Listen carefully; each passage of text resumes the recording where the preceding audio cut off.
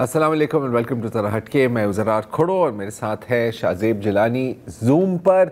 और आज callers day है, आपसे ही बातें होंगी ज़ाहिर है, और किससे बातें करेंगे। एक छोटी सी खबर आपको दे दें कि इस्तांबुल में जो पाकिस्तान और अफ़गानिस्तान के बीच मुज़ाकरात जारी थे, वो ऐसे लग रहा है कि अब वो कोलैप्स हो गए हैं। ताज़ा तरीन इतलात के मुताबिक पाकिस्तानी वफ़द इस वक्त एयरपोर्ट रवाना है, या शायद वो एयरपोर्ट पहुंच भी गया है अपने वापसी के लिए। तो ये एक चीज़ चल रही है। और हमारे पहले कॉलर हैं प्रोफेसर फ़ारूकी साहब कराची से। अस्सलाम वालेकुम प्रोफेसर साहब। अस्सलाम वालेकुम जनाब, मैं ये बात बता रहा था, एक लतीफ़ा सुना दूं कि इलेक्ट्रिक के हवाले से जो हुआ ज़रूर कि पिछले दिनों गुलशन इकबाल ब्लॉक 6 में अचानक सुबह 4 बजे लाइट चली गई। ठीक। 15 घंटे की अलखरेजी के बाद उन्होंने जो है लाइट ठीक की। जब 118 पर कंप्लेन करते हैं तो वो एक प्लास्टिक का फिक्रा बता देते हैं कि 4 से 6 घंटे लगेंगे, मेंटेनेंस हो रही है या फॉल्ट आ गया। ये नहीं बताते कहाँ मेंटेनेंस हो रही है, कहाँ फॉल्ट है जी। तो जब हमने वजह पूछी कि भाई वजह क्या है, तो उन्होंने फरमाया कि हीरोइनची जो है वो पोल से तार काट के ले गए। अब वो तार जिसको वो कह रहे हैं वो बहुत बड़ा केबल होता है जो सब स्टेशन से पोल तक जाता है, और जमीन से लेके पोल तक कम से कम 50 किलो से कम का केबल नहीं होगा। और तो मेरी एक राय ये थी कि वो जो हीरोइनची जो इतनी हैवी मतलब लाइट चल रही हो उसको काट के ले जाए तो उसको चीफ इंजीनियर भर्ती किया जाए, और बाकी सारे अमले को जो है हर ऐसी जगह लगाया जाए जब बिजली का कोई काम ना हो। ये उन्होंने रीजन पेश किया कि हीरोइनची पोल से तार, और जो तार जोड़ा उसमें 400 वोल्ट आ गया और सबके पंखे, किसी की लाइटें जल गई, तबाह बर्बाद। सही है। मतलब हेरोइनची को भी इज्जत दो ना, आप ये कह रहे हैं। नहीं, ये जो हेरोइनची वाली जो जुमला है, मेरा ख्याल है कि मैं तो जब से मैंने होश संभाला है ये मैं सुन रहा हूँ, वो क्या कहते हैं ना, ईंट के साथ रस्सी बांध के फिर वो पोल पे फेंकते हैं और न्यूट्रल की तार ले जाते हैं। लेकिन वाकई शायद एक हेरोइनची का काम ना हो, शायद कई हेरोइनची मिलकर साथ उन्होंने हाथ डाला हो। क्या ख्याल है शाहज़ेब? ज़रार, आपने वो देखी होंगी वीडियो सोशल मीडिया पे, मैंने तो अभी रिसेंटली देखी, जिसमें ये जो I don't know drug addicts हैं, क्या हैं, बेरोजगार लोग हैं, वो बाकायदा वो केबलें ही हैं, बिल्कुल सही कह रहे हैं, हाँ। तारें केबलें हैं। हाँ, वो उसमें लगे हुए हैं, कोई उनको फिल्म कर रहा है, उनको कोई वो नहीं है डर वर के कोई पकड़ेगा, ये वो अपने काम पे लगे हुए हैं वो। और ये हमारे शहर का एक इशू है, मतलब जहाँ पे भी गवर्नमेंट हो के इलेक्ट्रिक को अपनी कोशिश कर रहे होते हैं तो ये हो रहा होता है। हमने बारहा सुना है कि वो किस तरह से इंफ्रास्ट्रक्चर जो है वो होता है। प्रॉब्लम सिर्फ ये है कि उसकी रखवाली या उसको सिक्योर करना भी किसका काम है। मतलब ये इदारे जो हैं, आई गेस इनकी कॉस्ट वगैरह बढ़ती होगी, तकलीफ हमको आपको ही होती है। जैसे ये कह रहे हैं फारूकी साहब, इनके यहाँ लाइट चली गई, फिर आई तो वो पता नहीं क्या वोल्टेज। हाँ, we bear the brunt of all of this, है ना। तो बिल्कुल at the end of the day जिस तरह का टैरिफ, जिस तरह के बिल्स के इलेक्ट्रिक चार्ज कर रहा है, तो मेरा ख्याल लोग यही कहेंगे कि भाई इतना जाहिर है घूम फिर सिक्योर करो। हाँ, अवाम की हद तक मैं ये बोलूंगा कि जब हम देखें ये होते हुए तो हमें उसको कम से कम रिपोर्ट करना चाहिए, फिल्म कर देना चाहिए, बताना चाहिए, इज़हार नापसंदीदगी करना चाहिए कि यार इस तरह अपने शहर को हाथों से तबाह करोगे। सिर्फ हर बात फिर आप गवर्नमेंट पे नहीं डाल सकते ना, हमें खुद भी जो है अपने इलाकों की, अपने रोडों की जितनी हम कर सकते हैं ओनरशिप लेनी होगी, रखवाली करनी होगी। बिल्कुल बिल्कुल, नो डाउट अबाउट इट। अच्छा, अगले कॉलर है हमारे राहील अशर साहब कराची से। अस्सलाम वालेकुम जी। अस्सलाम वालेकुम जी। सर क्या हाल है आप लोगों के? ठीक ठाक है? बिल्कुल जी जी ठीक, आप बताएं। अच्छा, मैं बात करूंगा आज ये जो कराची में ई चलान स्टार्ट हुआ है ना, जी हाँ जी, तो उसके हवाले से जरार भाई बात करूंगा। देखिए चले, अच्छी चीज है, मैंने इशारा फैसल पे देखा, थोड़ी सी ट्रैफिक में जरा वो आई हुई थी, थोड़े से इंसान बने हुए हैं लोग, इंसान बने हुए, बाइक वाले हैं, वो सारे हैं। इस हवाले से मैं दो बात करूंगा। जरार भाई ये बताएं कि जो पैसा इनके पास अब तक जो फिगर आई है कि 30-40 करोड़ रुपए इन्होंने ले लिया, ये पैसा कहाँ जाएगा? अभी हमें नहीं पता। क्या ये कराची की रोडों पे नहीं लगना चाहिए? आप कराची की मैं कल किसी भी रोड पे चले जाए सवाए शहर फैसल के, आप हमारी खाबाना इत्तेहाद पे आ जाए, वो भी ऐसा लगता है कि जी मोइंजोदारो के जमाने की रोड बनी हुई है। नहीं, मोइंजोदारो का वैसे इसमें कसूर नहीं है, उनके रोड तो अभी भी सही हैं, लेकिन हाँ समझ आ गई आपकी बात की। लेकिन हाँ, बात बचे के बाद दूसरी बात ये है कि इन्होंने ई चालान के लिए सिर्फ बाइक और कारों को क्यों रखा है? मैं आपको बताऊं, मैं वेडनेसडे को गया था ये जो मुस्लिमाबाद कायद-ए-आज़म के मज़ार से, मेरे सामने टैंकर निकला है मुस्लिमाबाद हाइडेंट से, उसकी स्पीड 60, 70, 80 होगी। वो वहां से आया कश्मीर रोड से शारा कादीन पूरा, फिर शारा फैसल FTC तक हमारे साथ था। उसकी स्पीड जो थी वो कोई 60, 70 से कम नहीं थी। मेरा सवाल ये कि इन्होंने जो है डंपर्स हैं, टैंकर्स हैं, मिनी बसें हैं, और ये जो कमर्शियल व्हीकल चलते हैं, सुजुकी होती है, फिर मजदाज होती हैं, फिर शेजोर होती है, फिर ये रिक्शे चिंग चिंग, इनको क्यों स्पष्टता दी हुई है? खाली जो जोर है ये खाली बाइक और जो है कार वालों के ऊपर है। चले ये अगर ट्रैफिक के कानून को ओबे नहीं करते तो बाकी लोग क्या बिल्कुल? ये राहिल साहब शायद मेरी लाइल्मी है, मेरा तो ख्याल था कि सब पे लागू है जितनी भी व्हीकल जरूरत पर है। शाहजेब आपको कुछ पता है इसके बारे में? नहीं, ये जो पॉइंट था कि ये पैसे कहाँ जा रहे हैं, ये हमने भी सवाल उठाया है और हमने, आपको पता है, कोशिश की DIG ट्रैफिक से इसका जवाब लें। मुझे ये पता चला है कि वो पैसे सिंध ट्रेजरी में जा रहे हैं वापस। अच्छा, वहां जाके आगे कहाँ गुम हो जाते हैं कुछ पता नहीं है, लेकिन कॉमन सेंस भी ये कहता है, और हमने बाकी दुनिया में भी देखा है कि जहां से आपको आमदनी हो रही है आपने उसी इंफ्रास्ट्रक्चर में लगानी है, उसको सही करने के लिए, उसको बेहतर करने के लिए, चाहे वो ये ट्रैफिक इंजीनियरिंग वाले हों या मुख्तलिफ डिपार्टमेंट्स। उस दिन भी हम बात कर रहे थे कि हमारी सिर्फ सड़कें ठीक करना सिर्फ एक ट्रैफिक डिपार्टमेंट का काम नहीं है, 36 तो इदारे हैं। और अगर वो कहते हैं जी पैसे नहीं है बोर्ड लगाने के इस काम के, तो उनको वो पैसे मिलने चाहिए फिर, अगर इतने फाइन हो रहे हैं। नहीं, ये जो अभी राहिल कह रहे थे कि जो मिनी बसेस हैं, जो किंगचीज हैं, वगैरह वगैरह, उन पर ये लागू नहीं है। मेरा तो ख्याल था कि सब पे लागू है। मेरा ख्याल है लागू। हाँ, एक चीज मैंने नोट की, कल परसों सड़कों पे काफी सारे रिक्शे जो हैं उनके नंबर प्लेट नहीं थे। ये भी है। हाँ, तो आई थिंक वो क्योंकि लागू है तभी तो शायद वो उससे बचने के लिए ये कर रहे हैं। दे प्रेफर के हम पुलिस वाले को 2 रुपए दे दें और हम मतलब 10-20 हज़ार के जो फाइन है वो हम कैसे पे करेंगे? तो हाँ, ठीक है, फेयर बात की थी। सवाल बहुत हैं अभी, ज़रार अभी सवाल बहुत है इस पर दोबारा कैसे चलेगा, इसकी निटी ग्रिटी क्या है, और ये फीडबैक जैसे आ रहा है, जैसे राहिल साहब ने भी दिया और भी लोग दे रहे हैं, इसको इनकॉर्पोरेट करते जाएंगे तो ये स्कीम निखर सकती है, वरना तो एतराज़ात के बोझ में ये बैठ जाएगी। बिल्कुल सही बात है। और मतलब ये जो भी बात की ना कि यार रोडों का क्या हाल है और ये कैमरे लगे हुए हैं, तो अभी मैं एक मीम देख रहा था, ऊपर दुबई यानी कैमरे, नीचे तबाही, तो ये भी है। एनीवे, मज़हर अली शाह हैं कराची से। अस्सलाम वालेकुम जी।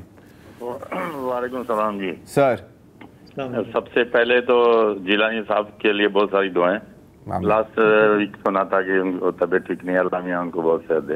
और दूसरी रिक्वेस्ट आप लोगों से ये है कि हमें मिलते हैं 2-3 मिनट, तो आपका तबसरा तो हमें चाहिए होता है, लेकिन हमारी कॉल खत्म हो जाए उसके बाद, क्योंकि लास्ट टाइम जो मैंने कॉल की थी ट्रंप के अमन नाम पर, तो वो तो आपके तबसरे की नजर हो गई थी। चलिए ठीक है, हाँ, इस दफा हम खामोश हैं। हाँ, तो अर्ज ये है कि ये पिछले दिनों एक लतीफा पढ़ा अखबार में, मुझे यकीन करें बहुत अफसोस हुआ और अपने ऊपर रोना भी आया कि हमारे सिंध के लोगों पर कौन से लोग मुसल्लत हैं जो ये हमारी किस्मत का फैसला करने वाले हैं। ये बिलावल भुट्टो जरदारी साहब पूरी दुनिया में घूमते हैं, बाहर के यूनिवर्सिटियों में उन्होंने तालीम हासिल की है, क्या इनको ग्राउंड रियलिटीज का पता नहीं है? किस तरह ये ओपन फोरम पे खड़े होकर कहते हैं कि हमारा मुकाबला अब दुनिया से, सिंध का मुकाबला दुनिया से। अरे भाई, आप तो सिंध का मुकाबला तो ना मुल्तान से भी नहीं कर सकते, ना कोई पिशावर से कर सकते हो। मैं इनके लिए एक जो है तजवीज़ है या रिक्वेस्ट है, तजवीज़ तो मेरी क्या होगी, रिक्वेस्ट है, तो ये सबको छोड़ें जो इनके सराउंडिंग में खुशामदी टोला है, उनको छोड़ें। रजा रब्बानी साहब को साथ लें, जिनकी बुक के इनागुरेशन में उन्होंने ये बात की थी, उनको लें और एक यूनिवर्सिटी रोड को चेक कर लें और टीनटी से गुरु मंदिर तक जहांगीर रोड को देखें, और रजा रब्बानी साहब की बुक लेने के लिए जरा जो है ये उर्दू बाजार का चक्कर लगा लें। पूरा उर्दू बाजार एक गटर का मंजर पेश कर रहा है, बाकी रोडों की हालत क्या है वो आप लोग भी मीडिया के लोग हैं, जानते हैं और हम भी जानते हैं। और ये लोग किस तरह ये ओपन फोरम पे, मुझे समझ में नहीं आती इस तरह की बातें किस तरह करते हैं। बड़ी आसानी नहीं पता कि ये पूरे शहर में हो क्या रहा है, क्या हालत है पूरे सिंध की। बड़ा अफसोस होता है कि हम किसको भले कहाँ जाएं, तो बस रो कर खामोश हो जाए। हाँ, नहीं मज़हर साहब, देखिए, अगर बिल्कुल दुनिया के साथ मुकाबला है, किसी ने ये तो नहीं कहा ना कि दुनिया के किस हिस्से के साथ मुकाबला है, राइट? नहीं, देखिए, टेक्निकल पॉइंट है सर। देखिए, सोमालिया भी दुनिया का हिस्सा है, राइट? और भी मैं कई ममालिक का नाम ले सकता हूँ। तो हो सकता है कि दुनिया के उन हिस्सों के साथ कंपटीशन है। तो मेरा ख्याल है कि गलती आपकी है, आपने गलत समझा है। आप इसकी गहराई में नहीं गए। इकबाल जिवानी है कराची से। अस्सलाम वालेकुम इकबाल साहब। सलाम सर, क्या हाल है? बिल्कुल खैरियत सर। सर ये जो नंबर प्लेट है अजरक वाली, मैंने 25 फरवरी 2025 को पेमेंट की थी ऑनलाइन, उसकी मेरे पास रिसीप्ट भी है। अभी भी मैं चेक करता हूँ आज भी, तो वो आता है कि प्रिंट अभी तक प्रिंट नहीं हुई। अब ये है कि ये डेट तो बढ़ा रहे हैं, लेकिन ये कब प्रिंट होगी, तो आपके तवज्जुह से मैं हुकाम बाला की तवज्जो इस तरफ मबजूल करवाना चाहता हूँ, क्योंकि तकरीबन 8.5 माह हो चुके हैं, अभी तक ये ना सिस्टम बता रहा है कि प्लेट प्रिंट नहीं हुई, जबकि मैंने 25 फरवरी 2025 को है ना पेमेंट की थी। फरवरी 2025 कितना पे किया आपने जिवानी साहब? सर 2450 रुपये फीस थी, और है ना 75 रुपीज जो है ना इनके वो चार्जेस थे। अच्छा। तो उसकी रिसिप्ट भी है मेरे पास। सही है, नहीं हम मान रहे हैं आपकी बात। हाँ, ये कुछ वही हो रहा है जो कुछ साल पहले पासपोर्ट के साथ हुआ था ना। नहीं ऐसा नहीं है। अभी है ना, अगर मैं मतलब हमारे पड़ोस में एक साहब हैं, उनकी 2 महीने में प्लेट आ गई। मैंने कहा भाई आपने किस तरह प्लेट हासिल की? कहता जिस तरह पाकिस्तान में तमाम चीजें हासिल की जाती हैं, इस तरह हमने भी हासिल कर ली। तो अब आप मतलब तो समझ गए होंगे मेरा मैं क्या कहना चाह रहा हूँ। सर एक्साइज में कोई स्पीड मनी का सिलसिला है कि कुछ लोगों को जल्दी मिल जाए, कुछ लोग लटकते रहें? अगर ऐसा है तो जरा पता कर लें कि क्या रेट है, क्या मांग रहे हैं। और अगर वाकई पाकिस्तान जिस तरह चल रहा है, एक्साइज टैक्सेशन डिपार्टमेंट तो आपको पता है बहुत ही होशियार डिपार्टमेंट है, बहुत ज्यादा। अगर ये मामला चल रहे हैं वहाँ पे डिजिटाइजेशन के बावजूद, इसके बावजूद, तो मेरा ख्याल है पता लगाने में कोई हर्ज नहीं है कि रेट क्या है। अगले हफ्ते हमें आके बताइएगा। हाँ। फिर हम जरा इसको देखते हैं। और ये कहना नहीं चाहिए, लेकिन अगर मुनासिब है तो दे दें, क्योंकि और तो कोई तरीका ही नहीं है अपना काम कराने का ना सर। आप भी जानते हैं, हम भी जानते हैं, क्या कह सकते हैं हम। हाँ। अच्छा, राव मुबारक साहब वापस आ गए रायबंद से। अस्सलाम वालेकुम राव साहब। वालेकुम अस्सलाम, क्या हाल है जी? ठीक हो? बिल्कुल सर। मैं अर्ज कर रहा हूँ कि ये जो कुछ हो रहा है मुल्क के साथ, ये तो छोटी छोटी बातें हैं ये जो लोग कर रहे हैं जी साहब। एक इख्तियार और इख्तिदार लोग जो हैं उनको नजर नहीं आ रहा कि मुल्क के साथ क्या हो रहा है, मुल्क क्या कहाँ रहा है। कदे मकरूज मुल्क के लोग ऐसे खर्च नहीं करते जैसे इस वक्त अय्याशी हो रही है। ये तो छोटी छोटी बातें जो लोग कर रहे हैं, और इन लोगों ने जिन पे की जिम्मेदारी है, इनको जिम्मेदारी निभानी चाहिए अगर मुल्क को रोकना है इसी जगह पे, वरना ये तो बहुत दूर निकल जाएंगे लोग। गरीब के लिए कुछ नहीं हो रहा। क्या 73 के आइन में कुरान और सुन्ना के मुताबिक तरमीम नहीं है? कौन सी कुरान और सुन्ना के मुताबिक हो रही है? कौन सी पब्लिक के मुफाद में हो रही है? एक आदमी के लिए उसको छोड़ें, उसको ना छोड़ें, मगर मुल्क के तो अवाम को तो देखें ना। अवाम कहाँ पे जा रहे हैं? इनको तो नए नए सूट, नई नई गुस्वारी, और इतने दौरे आज तक मैंने नहीं सुने जितने इस्तीफा हो रहे हैं। और हासिल क्या हुआ? जो यहाँ पे सरमायादार वो भी सरमाया लेके निकल गए। बिल्कुल यार है भाई, सही है, जायज बात है, आपकी राय है। एनीवे, एक वक्फा ले लेते हैं। आपकी हम कॉल्स ले रहे हैं। हमारे साथ अगले कॉलर हैं कराची से इमरान साबिर साहब। जी अस्सलाम वालेकुम। हेलो अस्सलाम वालेकुम। जी अस्सलाम वालेकुम। जी अस्सलाम वालेकुम। आप ऑन एयर हैं, जरा हटके में बताइए। जी मैं कराची से मॉडल कॉलोनी से बात कर रहा हूँ इमरान। तो जी मैं तो यहाँ पे मॉडल कॉलोनी में बड़े मसाइल हैं। आप रियाज खान और काफी से बात करते रहे हैं इसके चक्कर में, लेकिन यहाँ रोडें नहीं बन रही लोगों के लिए, मसाइल बने हुए, गटर का पानी उबल रहा है। सिर्फ कराची ही नहीं, मॉडल कॉलोनी, बाकी आगे पीछे के इलाके भी ऐसे ही होंगे, लेकिन यहाँ कोई काम नहीं हो रहा। और हमारे वजीर साहब और बिलावल साहब फरमाते हैं कि हमारा मुकाबला तो इंटरनेशनल शहरों से है। कराची को तो जिस तरह अगर इंटरनेशनल शहर सारे ऐसे ही हैं तो अब मैं उसके बाद कुछ बोलने के काबिल नहीं हूँ कि क्या बोलूँ। वो लोग जमीन पे आते नहीं है क्या? हर वक्त तो दौरों पे रहते हैं, उन्हें पता ही नहीं रियलिटी ग्राउंड पे क्या है। मेरे एयरपोर्ट की तरफ जाना अजाब बन जाता है। मेरी नौकरी एयरपोर्ट पे होती है, लेकिन अब तो कुछ बेहतर है। वो बीच का रास्ता जो बंद किया हुआ था थोड़ा सा खोल दिया उन्होंने, वो भी इस वजह से आगे ट्रक उल्टे हुए थे 2-3 दफा, तो उन्होंने अब वो खोल दिया, वरना एयरपोर्ट का रास्ता भी उन्होंने बंद किया हुआ सिक्योरिटी के नाम पे। बिल्कुल। तो अब हम लोग आम आदमी के लिए पाकिस्तान में कहीं जाना है ही नहीं, बाकी कहीं जा सके। वो हॉक्स में जाए तो वहां पे भी सारे हट्स इन लोगों ने लिए हुए हैं। वहां पे आप साहिल पे पहुंचना, आपके लिए गाड़ी खड़ी करना मुश्किल है। हर जहाँ जाएं आप, कहीं पे भी आपको आम आदमी के लिए कुछ भी नहीं, बिल्कुल, और बोलते हैं हम आम आदमी के लिए काम कर रहे हैं। तो कैसे इनको वोट देते, कौन लाता है, किस तरह लाता है, इसका कोई जवाब नहीं देता। हमारे में तो नहीं है यहाँ पे जो हम लोग। मैं आपकी बात से बिल्कुल रिलेट कर सकता हूँ ज़रार। कुछ हफ्ते पहले इत्तेफाक से मैं ये मॉडल कॉलोनी मैंने एक टर्न लिया, और आपको मैं बता नहीं सकता कि वो वहाँ का क्या हशर नशर था। पूरा रोड उखड़ा हुआ, गटर बह रहे हैं, आप आगे चलते जाएं, नादरा दफ्तर जाना था, वो आखिर में वो बंद ही हो गया रोड, और रिवर्स करके आपको लाना पड़ा। और जिस रोड से आप आए वन वे से, उस पर भी इतने बड़े बड़े वो गटर के वो ढक्कन पड़े हुए थे कि समझ में नहीं आ रहा था कि आप कहाँ आ गए हैं।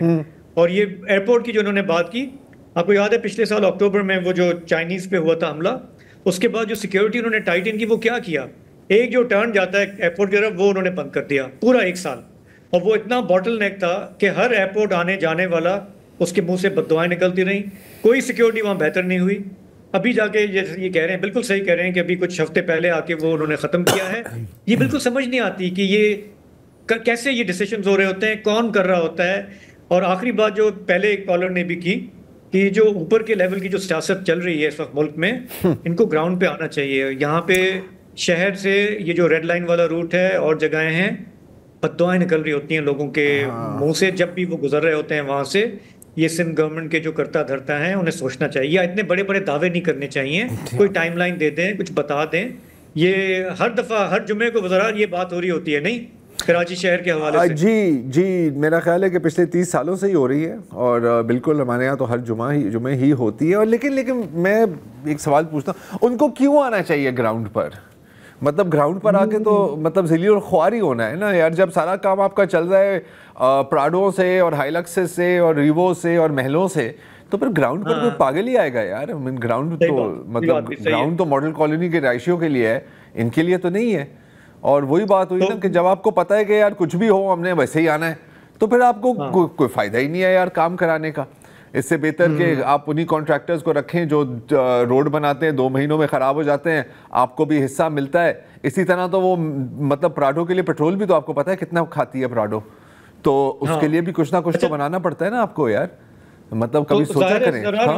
हाँ, कराची का हम रोना रोते रहते हैं, बाकी शहरों की अक्सर हम बात नहीं कर पाते, उधर भी कोई हालात इतने बेहतर नहीं है। अभी सक्खर से हमारे साथ कॉलर हैं इम्तियाज अहमद साहब। जी इम्तियाज भाई, अस्सलाम वालेकुम। सर जी, आपका प्रोग्राम बड़े शौक से देखते हैं, क्योंकि आपके प्रोग्राम में इतनी कोई मतलब मारदार नहीं होती, कोई हवाई नहीं होता कि लोगों को क्या करना है, क्या मतलब स्मूथली को जो इश्यूज हैं लोगों के ना, वो नॉर्मली आप एड्रेस करें। और जो बातें दूसरे टीवी चैनल पे नहीं हो रही थी, तो आपके प्रोग्राम में वो मैं देखता हूँ। आम लोग भी, जो आम लोगों के इश्यूज हैं वो एड्रेस हो रहे होते हैं। कोशिश होती है अल्लाह करे कि हुक्मरानों को वो प्रोग्राम आपका देखें, ताकि लोगों आम जो इश्यूज हैं वो उनको नजर आए और उन पे जो है वो नजरसानी करें। दूसरा ये मैं कहना चाह रहा था कि हर बार कराची पे या सिंध हुकूमत पे तनकीद होती है, वो भले होते रहे। मकसद अगर हम मरकज की बात करते हैं तो उनके जो डिपार्टमेंट है उन पे कौन सा बेहतर हुआ है। आप नेशनल, मैं तो सक्खर से बात कर रहा हूँ। अगर सक्खर से आप हैदराबाद या कराची के लिए निकले तो हर जगह पे नेशनल हाईवे मतलब वो टूटा हुआ है, लोगों की बुरी हालत है। दिन में तो चले बल्ला अल्लाह करके निकल जाता है, रात को अगर बंदा फैमिली के लिए सक्खर से अगर कहीं बाहर निकले अजाब है। तो रोडों की ऐसी हालत है, रुके हुए आधा घंटा, घंटों, तो स्नेचिंग ये वो खौफ जो एक थ्रेट रहता है बिल्कुल पाकिस्तान में। तो जो मरकज के इदारे हैं उन्होंने कौन सा तीर मारा हुआ है। हम लोग में भले बेशक तनकीद करें, मकसद है कोई हमारे पास फेडरल की भी तो कोई ऐसा कोई डिपार्टमेंट हो जो हम उसकी मिसाल दे देंगे, जी ये अगर वफाब ने किया है तो ये देखें उसने किया है। नेशनल हाईवे देखें। एक छोटा सा सवाल है इम्तियाज भाई, ये एक मुझे इम्प्रेशन मिल रहा है कि सक्खर में हालिया बरसों में काफी बेहतरी आई है। वहां पे जो कचरे के ढेर होते थे, जो अंदरूने शहर जो पूरा ट्रैफिक जैम होता था, मेरा जाना नहीं हुआ काफी अरसे से। आप कुछ बताएंगे हालात कुछ वहां पे बेहतर हुए हैं या ये गलत खबरें हैं? सक्खर से अगर यकीन करें ना, यहाँ पे बेहतरीन काम हुआ है, बहुत खूब। अभी बेहतर हुए हैं। कचरे का वो जो अभी इनका कोई निसासिक है, पता नहीं कौन सा इदारा है, उनके वो काम कर रहे हैं, माशाल्लाह सफाई सुथरी है। अब लोग तो देखें अल्लाह से भी राजी नहीं है ना, तो कहने का मकसद है जो अगर अच्छा काम कर रहा है उसको अप्रिशिएट भी तो करे ना। बिल्कुल बिल्कुल। अब सक्खर में देखें अगर इन 10-15 सालों में एक भी यूनिवर्सिटी नहीं थी, अब देखें अल्लाह का शुक्र है मेडिकल कॉलेज है और 5-6 यूनिवर्सिटियां बन गई हैं सरकारी। और प्राइवेट यूनिवर्सिटी बन गई हैं, जियाउद्दीन है, दाऊद है, सरकारी BNB वुमेन यूनिवर्सिटी। आप देखें इंटीरियर में एक और लड़कियों के लिए यूनिवर्सिटी बन रही है, मतलब वो चल भी रहे काफी अरसे थे ना। तो एक आम आदमी को उनकी जो बच्चियां हैं, मेरी खुद बेटी जो है पढ़ रही है, वो फ्री में जाके पढ़ी है, पॉइंट घर से उठाती है, पॉइंट जो है वापसी उनको घर छोड़ देती है। देखें ये मतलब बड़ी बात है ना, जो अच्छा काम है उसको अप्रिशिएट भी तो करना तो चाहिए। अच्छी बात है ना कि आपने कॉल करके हमें बता दिया ना इम्तियाज अहमद साहब। अभी मतलब हमारा तो मतलब सक्खर कहाँ जाना पड़ता है, वही जैसे शाहजेब ने कहा, इसको भी पता नहीं कितने साल हो गए, मैं मुझे भी कोई दिहाई तो गुजर गई होगी सक्खर से गुजरे हुए। तो अच्छी बात है, आपने मैं बता दिया। कॉल्स इतनी इसलिए आती हैं सर, देखो कराची से हमारी जो मेरा ख्याल है कि शाहजेब 70% कॉलें हमारी 60-70% कॉलें कराची से ही आती हैं। तो जाहिर है लोग वही बात करेंगे जो उनके सामने है। जैसे मैंने कभी किसी लाहौर से कॉल कभी हमारी नहीं आई कि यार रोड ख़राब है, कचरे के ढेर हैं, क्योंकि नहीं है, रोड सही है और कचरे के ढेर नहीं है। और सक्खर से हमें आज अभी पता लगा है कि वहाँ पे बहुत बेहतरी है, तो बिल्कुल अप्रिशिएट करना चाहिए। लेकिन इससे मुझे फिर एक और महसूस होता है कि अगर आप सक्खर में कर सकते हो तो फिर यार आप कराची में भी तो कर सकते हो ना, मतलब ये नामुमकिन नहीं है। एनीवे एक वक्फा ले लेते हैं। जरा हटके में हम फोन कॉल्स ले रहे हैं, आप अवामी इश्यूज की निशानदेही कर रहे हैं, बड़े बड़े शहरों से कॉल्स आई। लेकिन अब चलते हैं जनूबी वजीरिस्तान, जहां से हमें ज्वाइन कर रहे हैं जुनेद खान साहब। अस्सलाम वालेकुम, अपनी बात रखिएगा इख्तिसार के साथ। जनाब शाहजेब जिलानी साहब और ज़रार कोडो साहब, आप दोनों को मेरी तरफ से अस्सलाम वालेकुम। वालेकुम अस्सलाम, बिल्कुल खैरियत, आप सुनाएं। अल्लाह आपको इस्तियत दे और आपकी उम्र दराज हो। शाहजेब जिलानी को बहुत मिस कर रहे थे और बहुत अरसे बाद मुलाकात न हो पाई थी, और आज मुझे खुशी महसूस हो रही है कि मतलब मुझे दिखाई दे रहा है और अच्छा फील कर रहा होगा। शुक्रिया आपका बहुत बहुत मेहरबानी। सर जी, यहाँ जनूबी वजीरिस्तान के हवाले से अगर बात की जाए, ये जो हॉस्पिटल्स बनाए गए हैं सरकारी हॉस्पिटल्स, अब मौसम की आमद है, चूँकि सर्दी आ रही है और मरीजों की क्योंकि बहुत ज्यादा गश्त होती है और क्राउड बहुत ज्यादा नजर आती है सरकारी हॉस्पिटल पर, और ये जो अद्वियात हमें मिलते हैं हुकूमत से, हम एक तरफ मतलब तारीफ भी करते हैं और क्योंकि पॉजिटिव अंदाज से देखते हैं, ये बहुत अच्छी बात है। लेकिन अगर बात की जाए, ये जो मरीज पेशेंट जब क्राउड नजर आता है तो मतलब ये दवाई कहाँ पहुँचती है? मिसाल के तौर पे दवाई अद्वियात तो बहुत ज्यादा पहुँचती है यहाँ पर सरकारी हॉस्पिटल में, और जितने भी मतलब जो मेडिकल सेंटर्स है सरकारी तौर पे बनाए गए हैं, तो ये जो मतलब जब हम वहाँ जाते हैं तो 2 दिन के बाद वो अद्वियात खत्म हो जाते हैं। अच्छा। और इसमें एक और बात है कि अगर ये जो चेकअप कराते हैं, मिसाल के तौर पे एक फीमेल डॉक्टर होनी चाहिए, क्योंकि हमारे अपने ही रिवायत होते हैं। बिल्कुल बिल्कुल जब मतलब कि ये जो खवातीन हजरात होती है वहाँ पहुँचती है, तो मतलब कि हमारे लोग इतना मतलब नहीं, आपको फीमेल बिल्कुल वहाँ की खवातीन को एक फीमेल डॉक्टर की जरूरत होती है ना, वो ज्यादा कंफर्टेबल होती है, उनको दिखा भी सकती है ना, फिर उनके साथ कंसल्टेशन कर सकती हैं। ठीक है, और कोई बात? हेलो सर, ये एक और बात मैं बताना चाहता हूँ सर, ये जो मतलब इस दफा हमने यहाँ पर टेक्निकल कॉलेज की वजह से हम बहुत मतलब खुश हैं कि हुकूमत ने बनाया था, लेकिन अगर इसके साथ मतलब ये जो टेक्निकल कोर्सेज है आजकल मौजूदा दौर में, जो जदीद दौर जो लोग नौजवान यहाँ पर घूमते फिरते हैं, मतलब फारिग घूमते हैं, अगर इनके लिए कुछ मजीद कोर्सेज मतलब ये सहूलत दी जाए तो बहुत अच्छी बात होगी। ठीक है, तो मतलब कि हॉस्पिटल्स में जो अद्वियात की सप्लाई है उसको बेहतर किया जा सकता है। फीमेल डॉक्टर्स की बात आपकी मेरे ख्याल 100% दुरुस्त है, और ख़ासतौर पर वज़ीरिस्तान में तो हमें पता है कि बहुत ज़रूरत भी होगी। और टेक्निकल डिग्रीज़ तो मेरा ख्याल है कि ग्लोबल ट्रेंड भी अब शॉर्ट कोर्सेज और डिग्रीज़ की तरफ ही जा रहा है, तो बिल्कुल आई थिंक ये तीनों बातें हैं, और इस पर यकीनन हुकूमत को, वफाकी हुकूमत को और सूबाई हुकूमत दोनों को इस पर गौर करना चाहिए, अगर सूबाई हुकूमत को इतनी फुर्सत है बयानबाजियों से। जी अब है सैयद नवीद अख्तर हैं शायद हमारे साथ कराची से। अस्सलाम वालेकुम जी। कराची से जी, अस्सलाम वालेकुम सर। जी ज़रार कोडो साहब, अभी बात हो रही थी कंपैरिजन की सिंध के मुख्तलिफ सूबों की, Sindh versus Punjab particularly because these are 2 major provinces. जी, तो आपने बड़ी अच्छी बात की, जब एक सक्खर के साहब थे तो भाई सक्खर में हो सकता तो कराची में क्यों नहीं हो सकता? क्यों नहीं हो सकता? ठीक है, this is very good valid question. मेरी नजर में जहां आप जो पंजाब की जब बात करते हैं ना, तो वहां हेल्दी कंपटीशन रहा विद इन द गवर्नमेंट। बिल्कुल जब एक गवर्नमेंट गई दूसरी गवर्नमेंट आई तो उसने उससे बेहतर करने की कोशिश की जी, तो लिहाजा वहां बेहतरी काम आती रही। यहाँ अब जब एक स्टेटमेंट में जब बिलावल साहब की सुनता हूँ तो जब ये कंपैरिजन हो रहा था तो उन्होंने कहा भी हमारा कंपैरिजन जो है ना लोकल नहीं है, सिंध का मुकाबला तो इंटरनेशनल है जी, मोगादिशु के साथ। अब मुझे समझ में नहीं आती कि जब आप ग्राउंड वर्क पे आप अपनी हेल्दी कंपटीशन अपने विदिन सूबे में नहीं बताएंगे, अपने वुज़रा को नहीं बताएंगे, तो आप कैसे इम्प्रूव कर पाएंगे? या अपनी प्रायोरिटीज आप सेट नहीं करेंगे तो आप कैसे कर पाएंगे? अभी आपने ई चलान तो शुरू कर दिया, लेकिन आपने बात करें शहर का इंफ्रास्ट्रक्चर अभी तबाह हुआ है। आप सीट बेल्ट लगा लें भाई, सीट बेल्ट के लिए कोई रोड पे मैं 60 स्पीड से चलाऊंगा तो फिर मुझे आएगा ना। तो आप अपनी प्रायोरिटीज ही सेट नहीं कर रहे, या अपने वुज़रा को पूछो तो सही यार ये क्या है। बिल्कुल, वहां सीईसी का इजलास हो जाता है, जब 27वीं तरमीम में फौरन इजलास हो गया, दूसरे दिन हो गया। भाई why don't you ask your ministers किसी एक जगह पे भी तुमने क्या किया अभी तक? कोई बंदा आके नहीं बताएगा आपको। तो ये प्रायोरिटी सेटिंग एक्चुअली जो आप सेट करेंगे तब इंप्रूवमेंट आएगी। और कराची को जब आप कहते हो कि शहर है और आपका बिजनेस हब है तो आप you have to do something, और आपको वही ग्राउंड वर्क इसमें आना पड़ेगा। जमीन पे जो आप कह रहे थे भाई जमीन पे आके क्या करेंगे, तो जमीन पे आना पड़ेगा। सैयद नवीद साहब, सॉरी आपकी बात काट रहा हूँ क्योंकि वक्त हमारे पास थोड़ा कम है। ये पॉलिटिकल कंपटीशन की बात की ना, 100% I agree with you. In fact हमने ये भी अभी बात की थी थोड़ी देर पहले कि यार जब आपको फिक्र ही नहीं है कि हमें वोट मिले ना मिले, हमने वैसे ही हमारी सेटिंग हुई हुई है पूरे सूबे में, तो हमने तो आना ही आना है, तो फिर आपका इंसेंटिव ही नहीं है।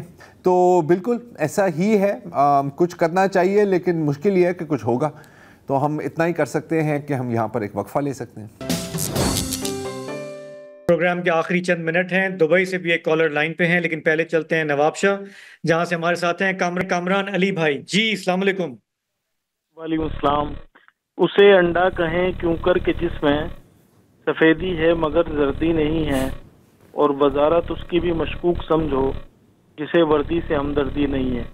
हाय 600 अरब डॉलर का तरबेला डैम की मिट्टी से सोना निकल आया है, लेकिन 500 अरब रुपए के लिए जो है वो एनएफसी के अंदर कट लगाने की बातें हो रही है। 27th अमेंडमेंट जो है वो कहीं ये हमारा M6 मोटरवे तो नहीं खा जाएगी दोबारा से। और दूसरा ये है कि चाइना पंजाब इकोनॉमिक कॉरिडोर में जो है चाइना ने जो है वो पंजाब के अंदर तो खूब जो है सड़कें वड़कें बना दी। अब सिंध की बारी आई है तो यहाँ कट लगाने की बातें चल रही हैं। सबसे बड़ा कट अगर प्रोपोर्शनली कट लगा तो सबसे बड़ा कट शायद पंजाब को ही लगेगा, लेकिन वो एक अलग बात है। दूसरी बात मेरा ख्याल आपकी बात बजाय है। इस हफ्ते एक और रीअश्योरेंस आई वफाकी हुकूमत की तरफ से। हमारे जो कम्युनिकेशंस के वजीर हैं उन्होंने कहा कि इस साल के इख्तिताम से पहले ये जो आपका जो है ना बड़ा ये दर्दनाक एक इशू ये मोटरवे वाला, ये उन्होंने कहा उस पर काम शुरू हो जाएगा।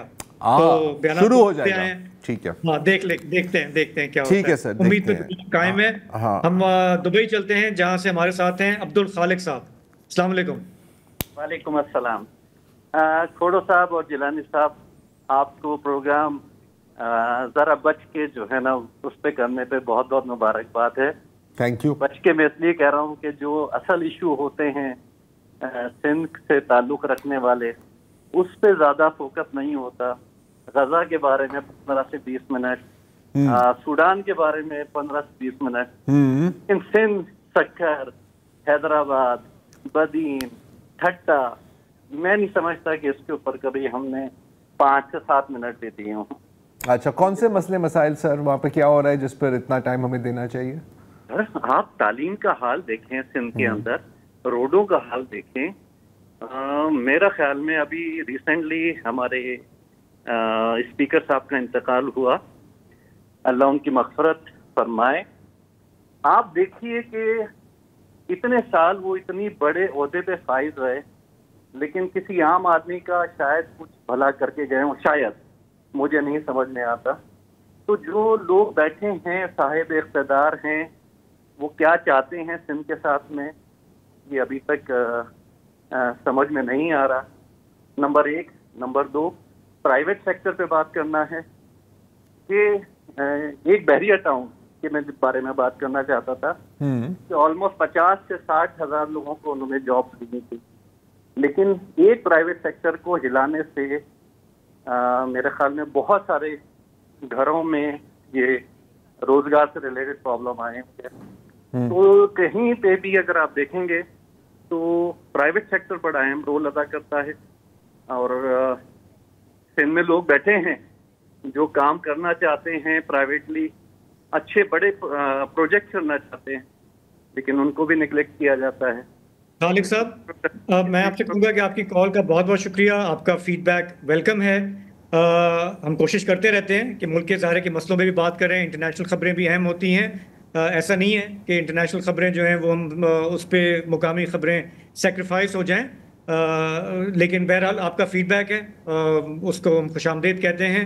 प्रोग्राम का वक्त ख़त्म हो रहा है, आपसे तफसीली बात हो सकती है, लेकिन अनफॉर्चुनेटली हमें यहीं प्रोग्राम को रोकना पड़ेगा। तो आपका बहुत बहुत शुक्रिया, आज आपने कॉल की। हमें यहीं इजाज़त दें, आपसे पीर को फिर मुलाकात होगी। खुदा हाफिज़, शब बखैर।